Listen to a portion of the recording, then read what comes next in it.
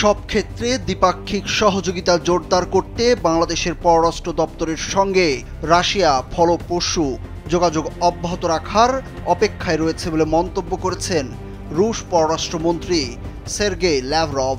অন্তর্বর্তীকালীন সরকারের পররাষ্ট্র বিষয়ক উপদেষ্টা মোহাম্মদ তৌহিদ হোসেনকে লেখা এক বার্তায় এই কথা জানিয়েছেন ল্যাভরভ। বার্তায় তিনি বলেন, গণপ্রজাতন্ত্রী বাংলাদেশের পররাষ্ট্র মন্ত্রণালয়ের প্রধানের পদে তৌহিদ হোসেনের নিয়োগের বিষয়ে জানতে পেরে তিনি আনন্দিত।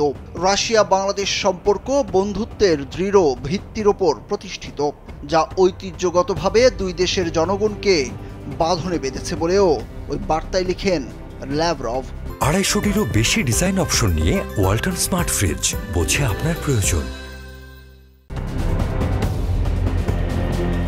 উপদেষ্টার সুস্বাস্থ্য এবং পররাষ্ট্র মন্ত্রণালয়ের এই দায়িত্বশীল পদে তার সাফল্য কামনা করেন রুশ পররাষ্ট্রমন্ত্রী। এর আগে বৃহস্পতিবার ঢাকায় নিযুক্ত রাশিয়ার রাষ্ট্রদূত আলেকজান্ডার মান্টিটস্কি পররাষ্ট্র বিষয়ক উপদেষ্টা মোহাম্মদ তৌহিদ হোসেনের সঙ্গে সাক্ষাৎ করেন। এ সময় স্যাংশন রেজিমের ভেতর দিয়ে রাশিয়াকে যতটুকু সহায়তা করা যায় তা করতে রাজি আছে বাংলাদেশ বলে জানান পররাষ্ট্র উপদেষ্টা তৌহিদ হোসেন।